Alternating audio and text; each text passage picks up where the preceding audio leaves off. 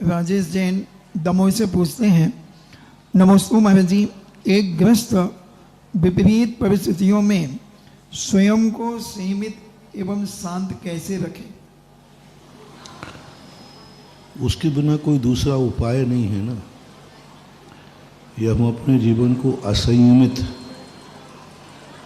और अशांत बनाएंगे तो उससे अशांति और बढ़ेगी, क्योंकि कर्म विपरीत चलते हैं, कर्म दुष्ट के समान होते हैं। जैसे कर्म दुष्ट होता है ना, उसे हम जितना प्रतिकार करेंगे वो उतनी ही और दुष्टता करेगा। पूज्यवर उमा स्वामी महाराज ने कहा कि कर्म जब उदय में आए, यदि हम दुख मनाएंगे, शोक करेंगे, अशांत रहेंगे, क्रंदन करेंगे तो अशांता वेदनी और बढ़ेगी। और अशुभ कर्म के उदय में हम थोड़े शांत रहेंगे तो अशांता कर्म शांत होकर के शांता में बदल जाए। बुरी किस्मत, जब किस्मत गलत हो तो अशांत नहीं होना चाहिए। जितना हम शांत होंगे हमारी बुरी किस्मत अश्य में बदल जाएगी। दुष्टजनों का जैसे उपाय होता है, जैसे रक्षाबंधन की कथा में आया, एक महाराज ने उन 4 दुष्ट मंत्रियों से संवाद किया। कितना बढ़िया उदाहरण है। जब दुष्ट प्रवृत्ति के लोग आए, विपरीत वृत्ति वाले लोग आए, तो माध्यस्थ भावम विपरीत वृत्तो, माध्यस्थ हो जाओ, तटस्थ हो जाओ। गुरु ने आदेश दे दिया 700 मुनियों को। खूब उनको व्यंग किया, खूब छेड़ा गया, खूब उत्तेजित किया गया। देखो ये मूर्ख हैं तभी तो नहीं बोल रहे हैं, इनको कुछ आता नहीं है इसलिए नहीं बोल रहे हैं, ये अपराधी हैं इसलिए नहीं बोल रहे हैं, कुछ भी नहीं है इसलिए नहीं बोल रहे हैं। बहुत उत्तेजित किया 700 मुनियों को। लेकिन कोई भी मुनि, कितने भी उत्तेजित, सच्चे मुनि की पहचान होती है। दुष्टजन, अराजक तत्व, आताताई शक्तियाँ सज्जनों को उत्तेजित करती हैं, क्योंकि सज्जन जितना उत्तेजित होगा दुर्जन की इज्जत बढ़ती है, दुर्जन की कीमत बढ़ती है। जैसे एक कुत्ता कहीं से भौंक रहा हो तो कोई दूसरा कुत्ता यदि नहीं भौंके तो वो आप देखना थोड़ी देर में शांत हो जाता है, और दूसरा कुत्ता और भौंक जाए, अरे फिर तो एक कुत्ता, दूसरा और तीसरा और भौंक जाए, तो फिर कुत्तों का इतना मोहल्ला बन जाता है कि वो कुत्तों का मोहल्ला बन जाता है। तो कुत्ते जब भौंके तो उसका तरीका यही है कि तुम्हारे पास कोई कुत्ता हो तो उसको चुप रख लेना है, क्योंकि दुष्ट, कुत्ता और कर्म, ये तीनों की प्रकृतियां एक समान होती हैं। ये पूज्यवर उमा स्वामी महाराज का सूत्र है। जब कर्म तुम्हारे ऊपर हावी हो जाएं तो उस समय तुम शांत और प्रसन्नचित्त हो जाओ। वो तुम्हें इतना सताएंगे, इतना सताएंगे, इतना सताएंगे कि तुम एक बार भर रो पड़ो। कर्म कहता है एक बार भर तुम रो पड़ो, हमारी सफलता हो जाएगी। एक बार तुम अशांत हो जाओ, एक बार तुम्हारी सारी शांति भंग हो जाए। ये पूरी ताकत लगाता है कर्म, पूरी ताकत लगाता है।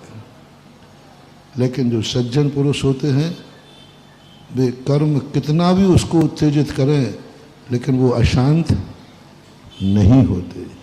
यहाँ तक कि मरण को प्राप्त हो जाते हैं, यहाँ तक कि 12 मन की शिला कमठ पटक देता है तो भी पारसनाथ अशांत नहीं होते। ऐसी ही स्थितियाँ संसार की होती हैं। सज्जन पुरुष एक ही सोचता है कि नहीं, कितने उत्तेजित करो, कितने ही तुम कहो। तो शास्त्र मुनिराज ने कहा नहीं, कोई नहीं बोलेगा। एक से एक जवाब देने वाले थे, एक से एक बढ़ के जवाब देने की क्षमता थी। लेकिन सामने देख लो कि दुष्ट है, तो दुष्ट जनों के सामने मौन रहना ही ठीक है। एक महाराज ने थोड़ा सा बोला, उन दुष्टों ने दुष्टता छोड़ी नहीं। नहीं बोलो तो भी वो छेड़ेंगे और बोलो तो भी। वे 700 महाराज नहीं बोले तो भी उन्होंने बोलना बंद नहीं किया, तो भी छेड़ा। अब एक महाराज बोल गए तो भी उन दुष्टों ने दुष्टता नहीं छोड़ी। गधे पे बैठा कर काला मुंह करके उज्जैनी से निकाल दिया गया, फिर भी दुष्ट जन ने दुष्टता, और हस्तिनापुर में जाकर के फिर वही उपसर्ग आया, फिर वही स्थिति आई। तब अकंपनाचार्य महाराज ने कहा था, देखो तुमने बहुत बड़ी गलती की, दुष्टों ने बोल करके। तो मैं क्या करता, वो आपकी बुराई कर रहे थे, पूरे संघ की बुराई कर रहे थे, वो आपको मूर्ख कह रहे थे, तो मेरे से सहन नहीं हुआ। बोले कौन कह रहा था? बोले दुर्जन। दुर्जन की गाली का कभी बुरा नहीं माना जाता सज्जन पुरुष। दुर्जन की, दुष्ट जनों की गालियों को कभी उनका नहीं, क्योंकि वो तो दुष्ट है ही, वो दुर्जन है, उसको क्या जवाब देना। और उपसर्ग हुआ, चमत्कार हुआ।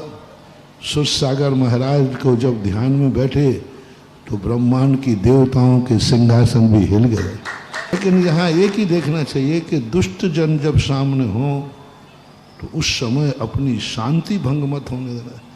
यदि अपनी शांति भंग हो गई तो वो सफल हो गया, वो तो चाहते ही है।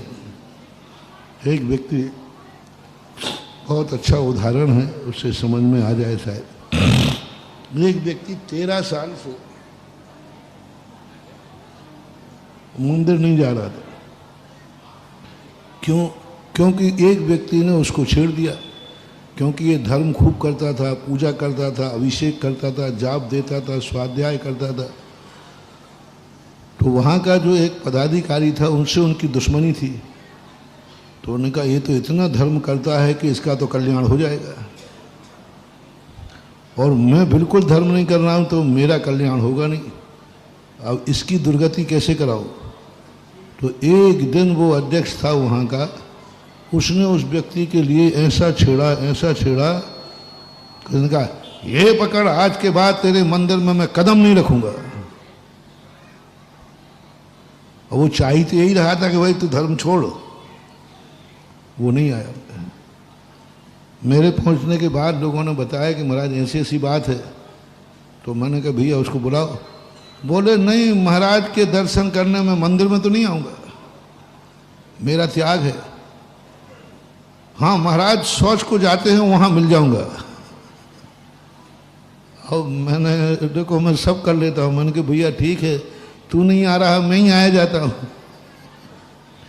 मिले, उसको बताया। उन्होंने कही भाई क्या बात है? बोले महाराज जी ऐसी ऐसी बात है, इतना बेशरम थोड़ी हूँ मैं। मैंने कहा यही उसकी चाल थी, ये चाल थी कि तेरा धर्म कैसे छुड़ाऊं।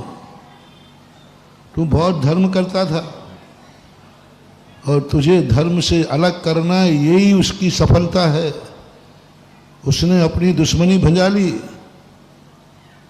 और वो सफल हो गया। बोले महाराज जी क्या बात कर रहे हैं? मैंने कहा हाँ, मैं पूरी इंक्वायरी करके आया हूँ। वो ये चाह ही रहा था कि इसका धर्म छूट जाए, बिना मंदिर का खावे और बिना जाप के सब करे तो सब भ्रष्ट हो जाएगा। अच्छा महाराज ये बात है उसकी। महाराज चलो अब साथ चलो, अब देखें उसके बाप का मंदिर है, निकाल के दिखाए तो जानू। मैं शौच के बाद उसको साथ में लाया। मैंने कहा भाई तू नहा धो के आ जा जब तक। और आकर के आया और अध्यक्ष के सामने, कर ले अब क्या कर रहा हूं, तेरी चाल मैं सफल नहीं होने दूंगा।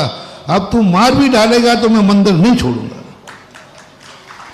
तेरी ये चाल थी कि मुझे धर्म से दूर करना, करके दिखा अब तुझे। बढ़िया उस दिन शांति धारा की बोली भी उसी ने ली। उस दिन से आज तक वो अभिषेक कर रहा है।